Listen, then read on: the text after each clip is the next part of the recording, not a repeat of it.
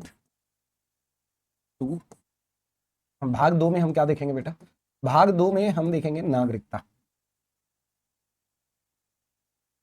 नागरिकता क्या है, कैसे है, इन सभी तथ्यों को एक एक करके गौर कीजिएगा। प्यारे साथियों, आप ध्यान दीजिएगा, जब नागरिकता की बात करते हैं तो नागरिकता 5 से 11 तक, यानी आर्टिकल आर्टिकल 5 से 11 तक किसके बारे में बताया गया है? नागरिकता के बारे में बताया गया है।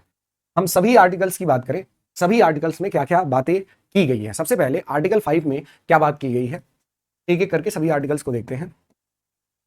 आर्टिकल 5 की जब बात करते हैं तो आर्टिकल 5 जो है वह किस लिए इंपॉर्टेंट है?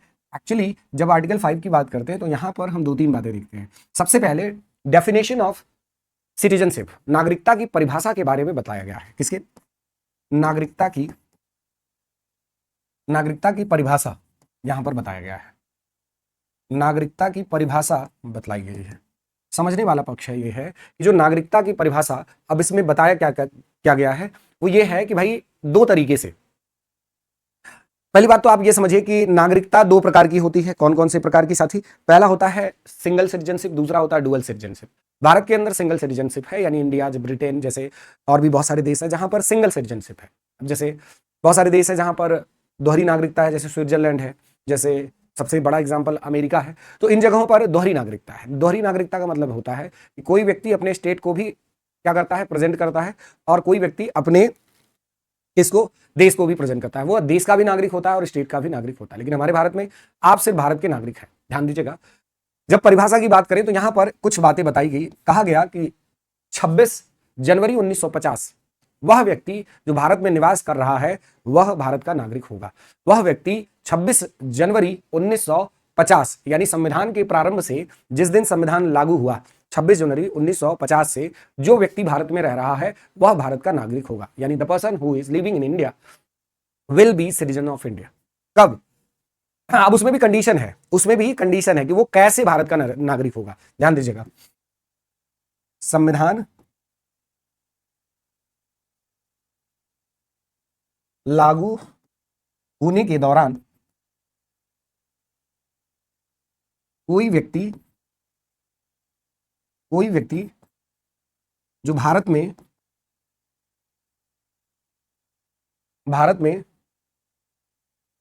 रह रहा है, संविधान लागू होने के दौरान कोई व्यक्ति जो भारत में रह रहा है भारत का नागरिक होगा।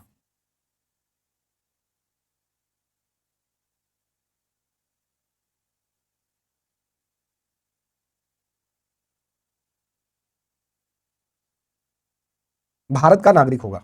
अब ध्यान से सुनिए, जैसे वह भारत का नागरिक होगा, क्लियर समझिएगा। यहां पर एक बात आप समझिएगा कि वह भारत का नागरिक होगा जो भारत में 26 जनवरी 1950, भारत का संविधान पूरी तरह से लागू कब हुआ? 26 जनवरी 1950 को लागू हुआ। अब इसमें कंडीशंस दिए गए कि भाई कैसे वो भारत का नागरिक हुआ। इसमें 3-4-5 कंडीशन है। जैसे सबसे पहली बात, जो भारत राज्य में, मतलब भारत में जन्मा हो, जो भारत में जन्मा हो। अब इसके कंडीशंस, आर्टिकल 5 के कंडीशंस है। सबसे पहला कंडीशन है कि जो भारत में जन्मा हो, जो भारत में जन्मा हो, जिसका जन्म कहां पर हुआ हो? भारत के अंदर हुआ हो, वो व्यक्ति भारत का नागरिक कहलाएगा। ठीक है। दूसरी बात, या तो उसके माता या उसके पिता में कोई एक भारत का नागरिक हो पहले से। दूसरा कंडीशन इसी में क्या बताया गया? माता माता या पिता, ध्यान से देखिएगा, माता या पिता में कोई भारत का नागरिक हो। माता या पिता में कोई भारत का क्या हो जाए? नागरिक हो जाए। तो माता या पिता में अगर कोई भारत का नागरिक होगा तो वह भारत का नागरिक कहलाएगा। मतलब जो बच्चा है उसके माता पिता में से कोई एक भारत का नागरिक हो। उसके बाद, या फिर तीसरा कंडीशन इसमें बताया गया, इसमें तीसरा कंडीशन बताया गया कि वह 5 वर्षों से अधिक, ध्यान से सुनिएगा, 5 वर्ष से भारत में निवास कर रहा हो, तब भी वह 5 वर्ष से भारत में निवास कर रहा हो, ये बात बहुत इंपॉर्टेंट है। 5 वर्ष से निवास कर रहा हो तो इसमें कंफ्यूजन जानते हैं कहां आ जाती है। इसमें ये लगता है कि किस तरीके से भारत में निवास कर रहा हो। देखो, जिस दिन संविधान लागू हुआ उसके 5 वर्ष पूर्व से वह भारत में रह रहा हो, भले भारत का नागरिक ना हो, उसको भारत की नागरिकता मिल जाएगी, ये कहने का मतलब है। ठीक है, तो इसका मतलब हुआ कि कोई व्यक्ति 3 कंडीशन से भारत का नागरिक हो सकता है। पहले तो वो भारत में जन्मा हो 26 जनवरी 1950 से पहले, ठीक है, या उस दिन तक, या फिर उसके माता या पिता में से कोई एक व्यक्ति भारत का नागरिक हो, या फिर वो 5 साल से का भारत का नागरिक हो, 5 साल से क्या हो, भारत की नागरिकता उसके पास हो। अब इसके बाद गौर कीजिएगा प्यारे साथियों, हम आगे बात करें कि भाई 19 जुलाई 1948 से पहले वह भारत आया हो और निवास कर रहा हो। इसमें चौथी कंडीशन क्या बनाई गई कि वह 19 जुलाई 1948 से पहले, गौर कीजिएगा, 19 जुलाई 1948 से पहले भारत आया हो और निवास कर रहा हो। पहले भारत आया हो और भारत में निवास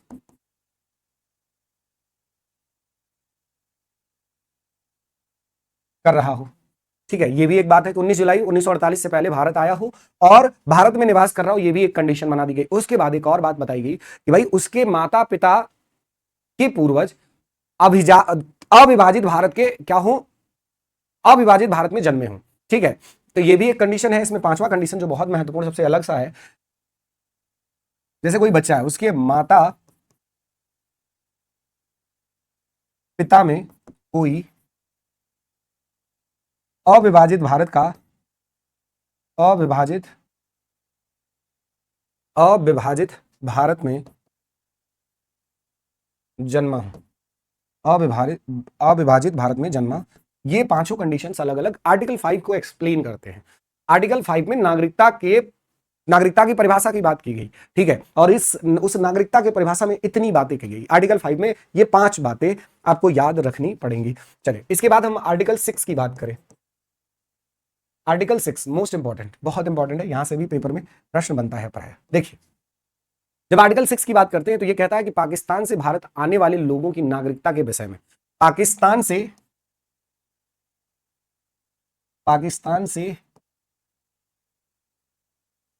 भारत आने वाले पाकिस्तान से भारत आने वाले नागरिकों के विषय में, ध्यान से देखिए, यानी नागरिकता के विषय में, नागरिकता के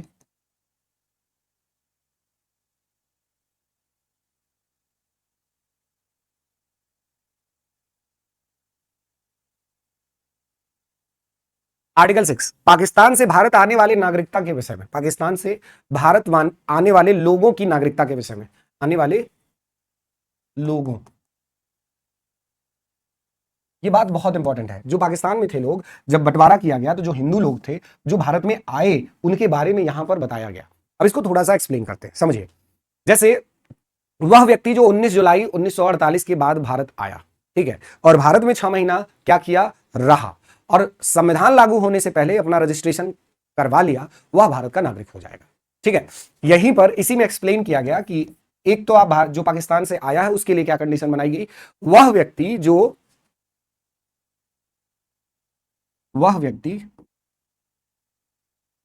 जो 19 जुलाई 1948, क्या 19 जुलाई 1948 के बाद भारत आया। ठीक है, अगर पहले आता तो वो तो आर्टिकल 5 के माध्यम से ही क्या हो जाता, उसको नागरिकता मिल जाती है। ठीक है, लेकिन ये बाद आया, वह व्यक्ति जो 19 जुलाई 1948 के बाद भारत आया और 6 महीने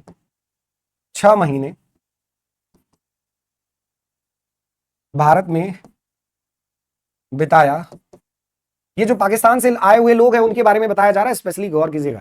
तो वह व्यक्ति जो 19 जुलाई 1948 के बाद भारत आया और 6 महीने भारत में बिताया, और क्या, उसके बाद संविधान लागू होने से पहले, यानी कब, 26 जनवरी 1950, ध्यान दीजिएगा, वह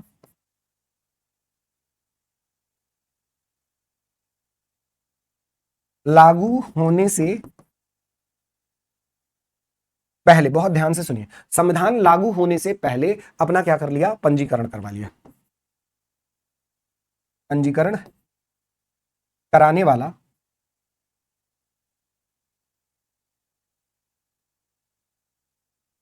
नागरिक क्या कहलाएगा, कराने वाला नागरिक भारत का नागरिक हो सकता है। कंडीशन है इसमें, इसमें कंडीशन क्या है कि भाई वह व्यक्ति जो 19 जुलाई 1948 के बाद है, पहले वाले तो पहले से ही भारत के नागरिक हो जाएंगे, ठीक है, लेकिन इसमें कंडीशन बताई गई कि अगर कोई व्यक्ति उसके बाद आता है 1948 के बाद और संविधान लागू होने से पहले उसने 6 महीना भारत में बिताया है, तो वो अगर चाहता है भारत में नागरिकता प्राप्त करना, he will be the part of, he can be the citizen of India, वो क्या हो सकता है, भारत का नागरिक बन सकता है। This is the point. अब इसके बाद आर्टिकल आर्टिकल 7 की जब बात करें, बहुत ध्यान से सुनिएगा। देखिए, अब आप कहोगे सर क्या ऐसे ही हम सभी आर्टिकल्स को देखने जा रहे हैं? नहीं, हम सभी आर्टिकल्स को नहीं देखने जा रहे, हम हाँ मौलिक कर्तव्य तक लगभग सभी आर्टिकल्स को देखेंगे, उसके बाद जो इंपॉर्टेंट आर्टिकल है उन्हीं पर डिस्कशन करेंगे। जैसे राष्ट्रपति की बात करेंगे, उपराष्ट्रपति की बात करेंगे, प्रधानमंत्री की बात करेंगे, जहां से पेपर में प्रश्न बनता है हम उन पर डिस्कशन करेंगे। हाँ, जो भी एक्सप्लेनेशन लायक है उन सभी की बात करेंगे, गौर से देखिएगा।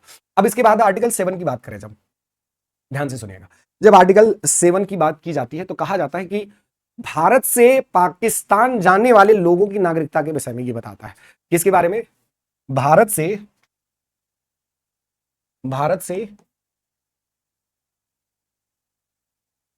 पाकिस्तान जाने वाले लोगों के विषय में, भारत से पाकिस्तान जाने वाले लोगों के विषय में नागरिकता का प्रावधान। बहुत इंपॉर्टेंट है, यानी हम कह सकते हैं about the citizenship of people migrated to Pakistan from India, Pakistan from India, Bharat से पाकिस्तान जो चले गए उनकी बात की जा रही है, तो उनके बारे में ये यहां पर कंडीशंस बताए गए हैं, ठीक है, आर्टिकल 7। इसी तरीके से हम आर्टिकल 8 की बात करें,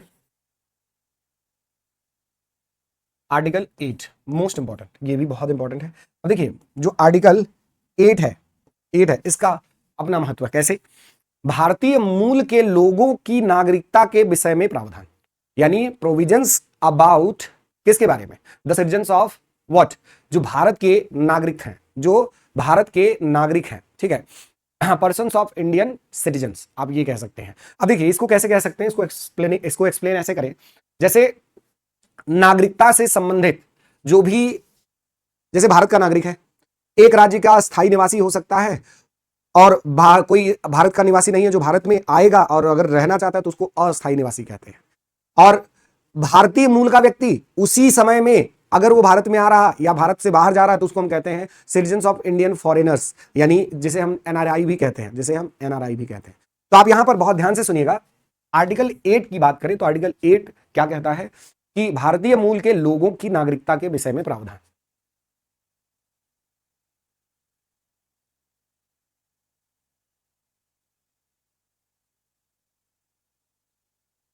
लोगों के लिए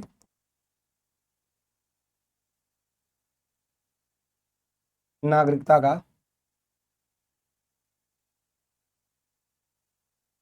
प्रावधान, भारतीय मूल के लोगों के लिए नागरिकता का प्रावधान, यानी नागरिकता के विषय में प्रावधान। जैसे भारतीय मूल के, आप जैसे सुनीता विलियम्स को कहते हैं भारतीय मूल का, तो उनके बारे में जो नागरिकता का प्रावधान है, जैसे भारतीय मूल के लोगों के बारे में जो प्रावधान है उसके अलग अलग कंडीशंस, ठीक है। अब जैसे कोई बाहरी है, सेना में भर्ती होने के लिए बाध्य किया जा सकता है अगर कोई भारत का नागरिक है, विदेशियों को नहीं किया जा सकता। जैसे राज्य में कहीं भी रह सकते हैं, हमारे विदेशियों के साथ they have to take permission from the government to leave, रह सकते हैं कहीं भी, लेकिन उसके लिए उनको क्या एक विशेष अधिकार की आवश्यकता होती है। जो विदेशी होते हैं, जो भारत के नागरिक भारतीय मूल के होते हैं, उनके बारे में अलग अलग कंडीशंस हैं। ये अपने राज्य के लिए निष्ठा रखते हैं, और जो विदेशी होते हैं हमारे देश में क्या, ये जिस राज्य से होते हैं उसके लिए निष्ठा रखते हैं। तो देयर आर डिफरेंट कंडीशंस, ठीक है। तो ये सारी बातें किसमें बताई गई है, ये सारी बातें आर्टिकल 8 में बताई गई है। एनआरआई की जब बात करें तो एनआरआई का फुल फॉर्म होता है नॉन रेसिडेंट इंडियन, और एंग्लो इंडियंस का मतलब होता है आंग्ल भारतीय। नॉन रेसिडेंट इंडियन का मतलब होता है प्रवासी भारतीय। ध्यान से देखिएगा, जैसे अस्थायी रूप से विदेश में रहना या वहां कोई नौकरी या व्यवसाय करना, इसको हम क्या कहते हैं, एनआरआई कहने लगते हैं। 2003 से हम लोग एनआरआई डे भी मनाते हैं। 9 जनवरी को हम भारत में क्या मनाने लगे हैं, 9 जनवरी को प्रवासी दिवस या एनआरआई डे भी मनाया जाता है। देखिए, तो हमने आपसे बताया कि आर्टिकल 8 के अंदर कई सारी कंडीशंस हैं जो स्पेशली अपने देश के लिए, लोगों के लिए अलग होता और बाहरी देश के लिए अलग होता। इसमें कई सारी कंडीशंस भी हैं, ठीक है। जैसे जो भारत के लोग हैं, वह बिना वीजा आ सकते हैं, ठीक है, बिना वीजा रह सकते हैं जो भारतीय मूल के हैं। लेकिन जो विदेशी हैं उनके लिए वीजा की आवश्यकता पड़ती है। तो नागरिकता के संबंधित जो कॉन्सेप्ट है, जैसे वीजा से संबंधित जो किसी व्यक्ति के आने जाने की स्थिति का होता है, वो सब आर्टिकल 8 से रिलेटेड है। These are the points. अब इसके बाद हम बात करें आर्टिकल 9। आर्टिकल 9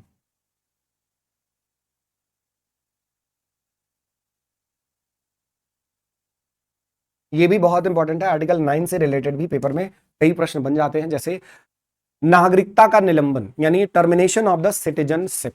यहां पर क्या बताया गया है, नागरिकता का निलंबन। नागरिकता का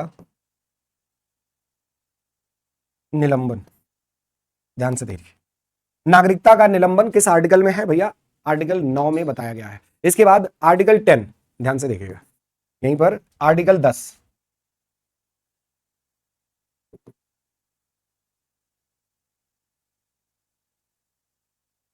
आर्टिकल 10 ध्यान से देखिएगा। आर्टिकल 10 क्या कह रहा है कि भाई संसद में विधि निर्माण करके ही नागरिकता के अधिकारों में कमी की जा सकती है। आर्टिकल 10 क्या कह रहा है, संसद में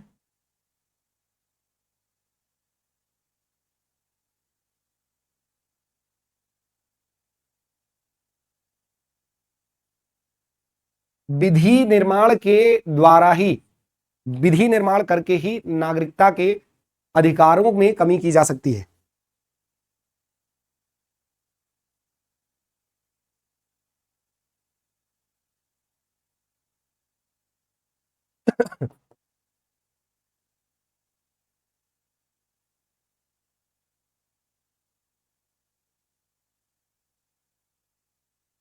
संसद में विधि निर्माण के द्वारा ही नागरिकता के अधिकारों में कमी की जा सकती है, गौर कीजिएगा, ठीक है। आर्टिकल 10 में बताया गया है, आर्टिकल 10 में बताया गया है, ये याद रखिएगा। इसके बाद हम जब आगे बात करें आर्टिकल 10 में, मतलब आप कह सकते हैं rights of the citizenship can not be terminated without making laws in the parliament. तो नागरिकता से संबंधित कानून, प्रश्न बनेगा कि भैया कौन बना सकता है नागरिकता से संबंधित कानून, कौन बना सकता है, संसद बना सकता है। इस बात पर विशेष ध्यान देंगे, संसद ही नागरिकता से संबंधित कानून बना सकता है। अब आर्टिकल 11 की बात करें, ध्यान दीजिएगा, आर्टिकल 11 बहुत इंपॉर्टेंट, बहुत ही इंपॉर्टेंट, गौर कीजिएगा। आर्टिकल 11 की बात करें तो कह रहा है कि संसद को अधिकार है कि वह नागरिकता के कानूनों में संशोधन कर सकती है, ठीक है।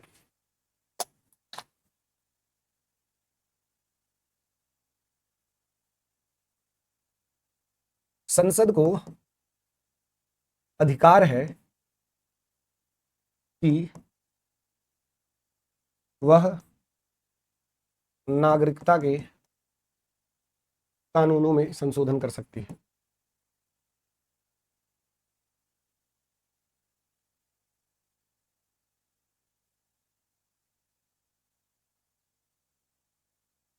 कर सकती है, संसद को इस बात का अधिकार है कि वह नागरिकता के कानूनों में क्या कर सकती है, संशोधन कर सकती है, ठीक है। ये प्रश्न ये है कि 10 में और 11 में अंतर क्या है। 10 में आपको मैंने कहा कि संसद में विधि निर्माण करके ही नागरिकता के अधिकारों में कमी की जा सकती है। 11 में सेम बात है लेकिन दूसरे तरीके से कह रहा है कि संसद का अधिकार है कि वह नागरिकता के कानूनों में संशोधन कर सकती है। क्या डिफरेंस क्या है दोनों में, बताइए। मतलब अधिकार में कमी की बात की जाए तो आर्टिकल 10 की बात कर रहे हैं, संसद को अधिकार है कि नागरिकता के कानूनों में संशोधन कर दे, कानून बदलने की बात की जा रही है तो 11 में। दोनों बातों में अंतर है। 10 सेपरेशन की बात कर रहा है, 10 सेपरेशन की बात कर रहा है, ठीक है। अब नागरिकता से संबंधित महत्वपूर्ण संशोधनों के बारे में हम बात करें, गौर कीजिएगा। नागरिकता से संबंधित महत्वपूर्ण संशोधन के बारे में हम बात करने चल रहे हैं। नागरिकता संशोधन अधिनियम 1955, सबसे पहले नागरिकता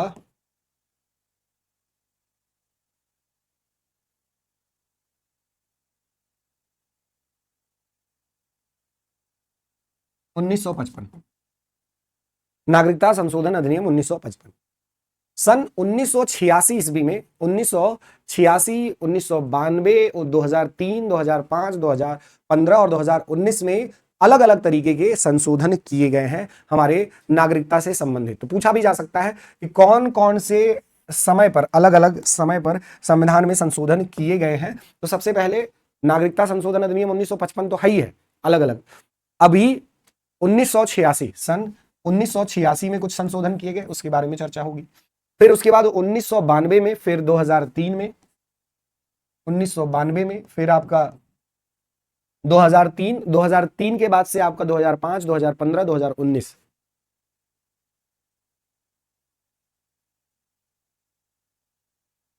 ये अलग अलग समय पर संविधान में संशोधन किए गए हैं संसद के माध्यम से। किसमें बेटा? नागरिकता से संबंधित प्रावधानों में इसमें बदलाव, इसमें संशोधन किए गए हैं। जैसे सबसे पहले भारत में 5 तरीके हैं नागरिकता प्राप्त करने के। भारत में नागरिकता प्राप्त करने के 5 तरीके हैं। सबसे पहला तरीका जो है कौन सा है? गौर कीजिएगा, साथी ध्यान से सुने, साथी ध्यान से सुने। हमने कहा कि सबसे पहला तरीका जो है वो भारत में नागरिकता प्राप्त करने का है जन्म के आधार पर नागरिकता। ठीक है, पहला तरीका है क्या है? जन्म के आधार पर नागरिकता।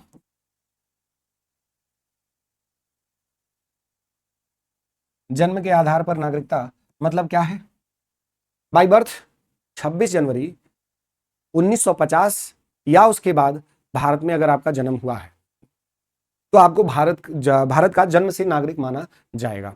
ठीक है, जैसे ऐसा इसलिए कहा गया कि जो विदेशी राजनयिक होते थे, जैसे विदेशी राजदूत होते, उनके लिए स्पेशली इस बात को कंसीडर किया गया। ठीक है, तो आपके लिए क्या कहा गया कि भाई 26 जनवरी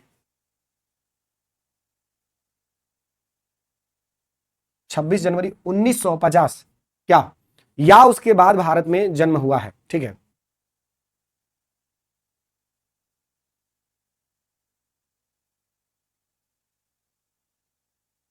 भारत में जन्म हुआ है, भारत में जन्म हुआ है तो भारत का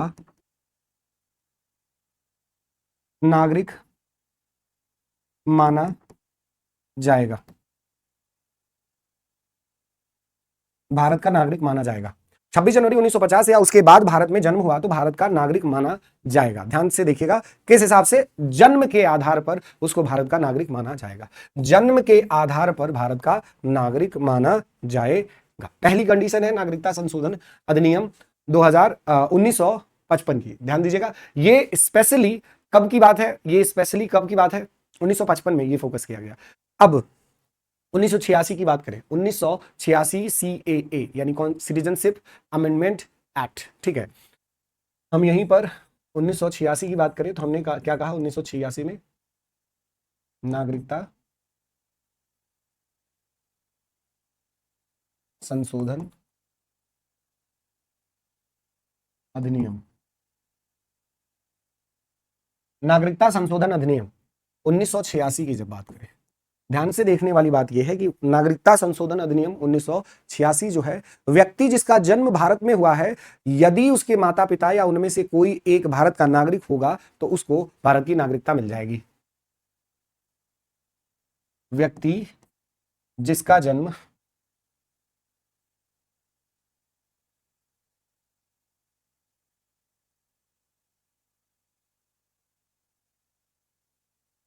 भारत में हुआ, व्यक्ति जिसका जन्म भारत में हुआ, व्यक्ति जिसका जन्म भारत में हुआ, गौर कीजिएगा, व्यक्ति जिसका जन्म भारत में हुआ, यदि उसके माता पिता में से कोई एक भारत का नागरिक होगा। ठीक है, यदि उसके माता पिता में से कोई एक भारत का नागरिक होगा, कोई एक भारत का नागरिक होगा। ठीक है, हाँ, व्यक्ति जिसका जन्म भारत में हुआ यदि उसके माता पिता में से कोई एक जो भारत का नागरिक होगा। बहुत शानदार तरीके से एक एक पॉइंट को आप समझ पा रहे होंगे कि भाई जो इसका संशोधन का कॉन्सेप्ट है ना, बहुत कंफ्यूज करता है। अगर आप ध्यान से सुनेंगे तो आप इस पूरी बात को समझ पाएंगे। ठीक है, अब देखिए ये तो हो गया 1986 एक्ट में ये बात बताई गई। पहला कॉन्सेप्ट जन्म के आधार पर हो गया, 1986 में भी जन्म के आधार पर एक कॉन्सेप्ट बताया गया।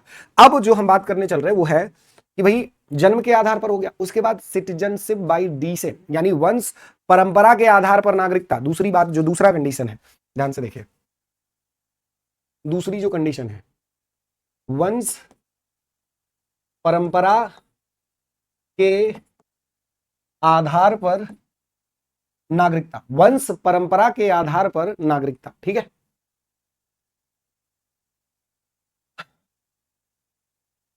वंश परंपरा के आधार पर जो नागरिकता का कॉन्सेप्ट है वो ये है कि भाई व्यक्ति जिसका जन्म 26 जनवरी 1950 या उसके बाद भारत क्षेत्र के बाहर हुआ है। ध्यान से सुनिएगा,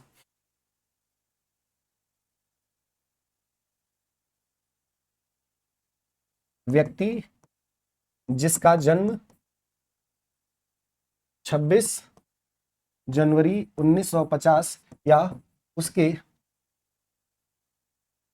के बाद, ध्यान से सुनिएगा, 26 जनवरी 1950 या उसके बाद, ऐसे लिखिए आप इसमें, या उसके बाद।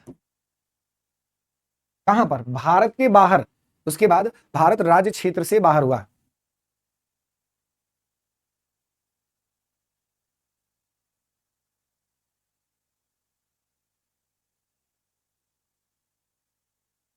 भारत राज्य क्षेत्र से बाहर हुआ, भारत का नागरिक माना जाएगा। क्या माना जाएगा?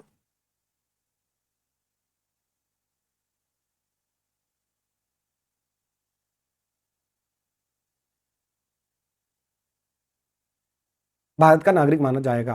ठीक है, किसके? वंश परंपरा के आधार पर, भारत के बाहर जिसका जन्म हुआ है। ठीक है मतलब आप ये कह लीजिए कि भारत राज्य क्षेत्र से बाहर, लेकिन उसके वंशज यहीं पर हैं, उसके घर के लोग यहीं पर हैं, किसी का जन्म भारत के बाहर हुआ, मान लीजिए जैसे राजनयिक होते हैं जो। ठीक है, अब उसका वंश कहाँ का है भाई? वो है, बिलोंग करता है भारत से, लेकिन उसका जन्म बाहर हुआ है, लेकिन हम उसको क्या कहेंगे? वह भारत का नागरिक है। उसमें भी कंडीशनल है, कैसे कहेंगे की बात आगे। इसके बाद सिटीजनशिप बाय डिसेंट को अगर समझे, वंश परंपरा के आधार पर जो नागरिकता का कॉन्सेप्ट है, इसको अगर थोड़ा सा और समझे, जैसे तो 1992 में सिटीजनशिप अमेंडमेंट एक्ट में कुछ बदलाव किया गया। कहा गया कि माता की नागरिकता के आधार पर भी वंशानुगत नागरिकता प्राप्त करने का प्रावधान किया गया है। ठीक है, तो ध्यान दीजिएगा, इसी वंश परंपरा से संबंधित कॉन्सेप्ट एक आया 1992 में, जो सिटीजनशिप अमेंडमेंट एक्ट के द्वारा। ठीक है, क्या कि माता की नागरिकता के आधार पर, माता की नागरिकता के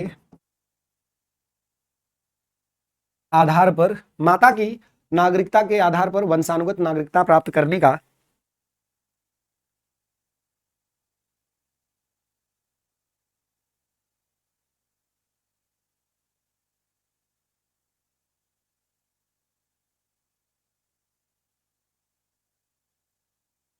माता की नागरिकता के आधार पर वंशानुगत नागरिकता प्राप्त करने का क्या प्रावधान किया गया? प्रावधान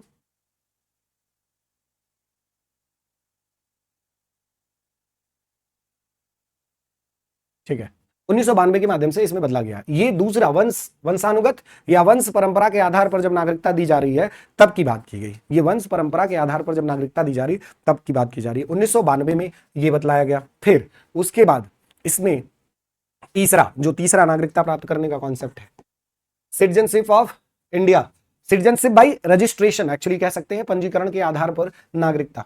बहुत इंपॉर्टेंट बात है, ध्यान दीजिएगा, पंजीकरण के आधार पर नागरिकता, पंजीकरण के आधार पर नागरिकता। बहुत गौर से सुनिएगा, यानी सिटीजनशिप बाई रजिस्ट्रेशन, आप इसको क्या कह सकते हैं?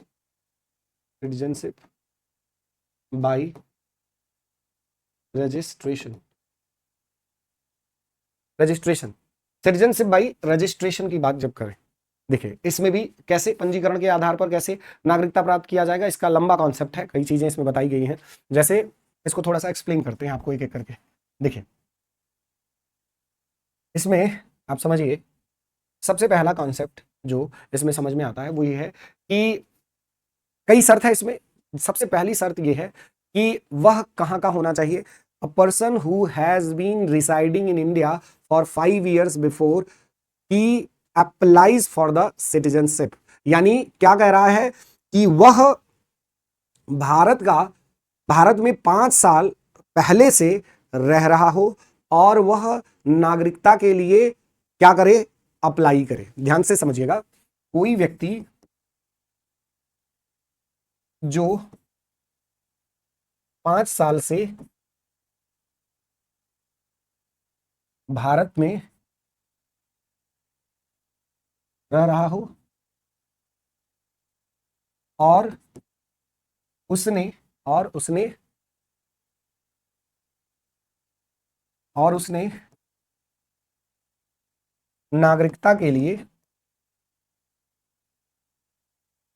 पंजीकरण करवाया पंजीकरण करवाया पंजीकरण करवाया। ठीक है, ठीक है। कोई, हाँ, 5 साल से भारत में रह रहा हो और पंजीकरण के लिए पंजीकरण करवाया हो वो, ठीक है। और जब वो पंजीकरण करवा रहा है तो वो लगातार 12 महीने तक वो भारत में है कि नहीं, वो भी कंडीशन होता है इसमें, ठीक है।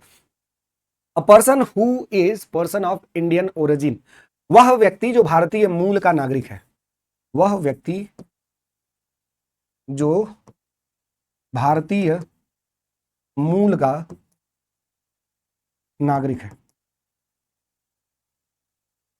वह व्यक्ति जो भारतीय मूल का नागरिक है, उसका भी पंजीकरण के माध्यम से क्या, उसको नागरिकता मिल सकती है। समझ में आया? ध्यान से देखिएगा। इसके बाद क्या है, तीसरी बात जो बहुत महत्वपूर्ण है वो ये है कि भाई, हाँ, woman who got married with Indian citizens, वह महिला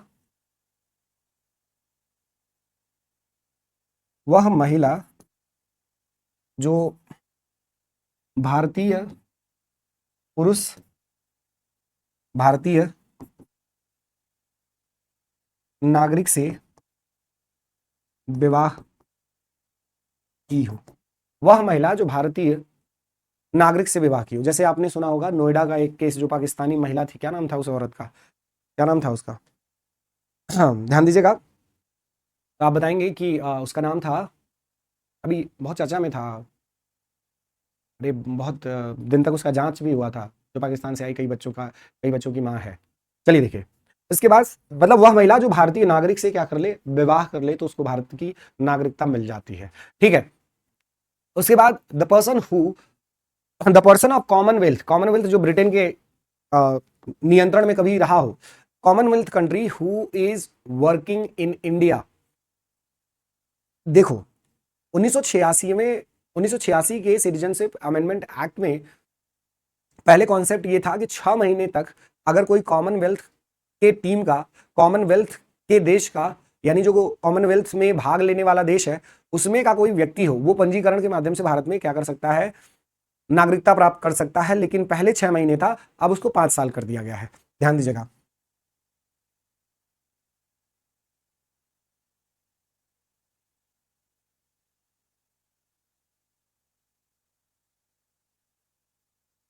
हाँ, पहले ये 6 महीना था, फिर बाद में इसको 5 साल कर दिया गया है, ठीक है। 5 साल के बाद उसको नागरिकता मिल सकती है। फिर इसके बाद जो इसमें चौथा पॉइंट है, बहुत इंपॉर्टेंट पॉइंट है, देशीकरण के से नागरिकता। अब जो चौथा पॉइंट है, जैसे ये पंजीकरण के आधार पर नागरिकता हो गई, इसके बाद जो चौथा बहुत इंपॉर्टेंट पॉइंट है वो है देशीकरण के द्वारा नागरिकता प्राप्त करना। देशीयकरण के नागरिकता मतलब क्या होता है, हाँ, जैसे जो राष्ट्रमंडल देश का व्यक्ति है, मतलब जो कॉमनवेल्थ का देश का व्यक्ति है, वह मिनिमम 10 साल तक यहां रह चुका हो, ठीक है। उसमें कई कंडीशन होती है, तो आप ध्यान से सुनिए। देशीकरण की द्वारा नागरिकता, देशीकरण के द्वारा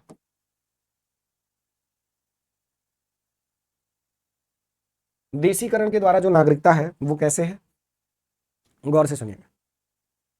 अ person who is from Commonwealth country, देखो कॉमनवेल्थ का कंडीशन तीसरे में भी है, पंजीकरण के आधार पर उसमें भी लिया जा सकता है, लेकिन इसमें भी है, उसमें और इसमें अंतर ये है कि भाई हाँ देखिए, इसमें आप सुनिए, इसमें पहला कंडीशन क्या है, इसमें पहला कंडीशन है राष्ट्रमंडल देश का क्या व्यक्ति, राष्ट्रमंडल देश का क्या है बेटा व्यक्ति, राष्ट्रमंडल देश का व्यक्ति। ध्यान से सुनिएगा, इसमें कंडीशन क्या दिया गया, क्योंकि वो मिनिमम 10 साल तक क्या भारत में निवास किया हो। राष्ट्रमंडल देश का कंडीशन है कि मिनिमम 10 साल तक वह भारत में रहा हो, 10 साल।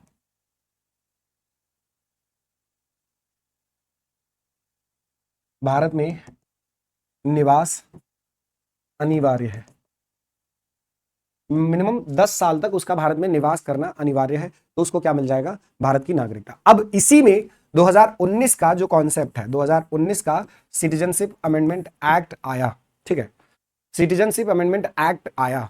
इसमें जो बात की गई, कई चीजें जिसको बहुत गौर से सुनिएगा, इसको अंडरलाइन कर लीजिएगा, 2000 ये लेटेस्ट है तो यहां से प्रश्न जरूर बनता है। पहली बात की गई कि 7 जनवरी 2019 को CAA 2019 के विधेयक को पारित कर दिया गया है पूरे देश में। ध्यान दीजिएगा, 7 जनवरी 2019 को पारित किया गया, ठीक है, यह पारित किया गया 7 जनवरी 2019 को, इसको क्या किया गया बेटा, पारित किया गया। अब इसमें क्या कंडीशन है, इसमें यह है कि यह विधेयक सबसे पहले आपको पता होना चाहिए कि 2016 में पेश किया गया था, 16 में ये पेश किया गया था। इसमें कंडीशंस अलग अलग बताई गई थी, जैसे पाकिस्तान, बांग्लादेश और अफगानिस्तान के जो नॉन मुस्लिम्स हैं मतलब कहां कहां के, पाकिस्तान,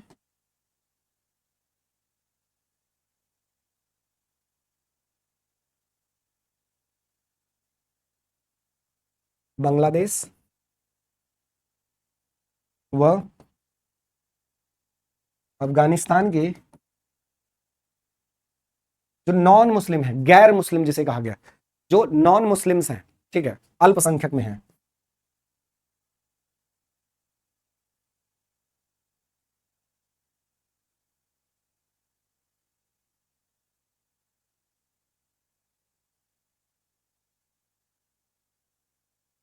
गैर मुस्लिम्स जो हैं वह क्या, जिन्हें जो माइनॉरिटी में है, जो माइनॉरिटी में है, जैसे हिंदू, सिख, क्रिश्चियंस, बुद्धिस्ट, जैन, पारसी, ठीक है,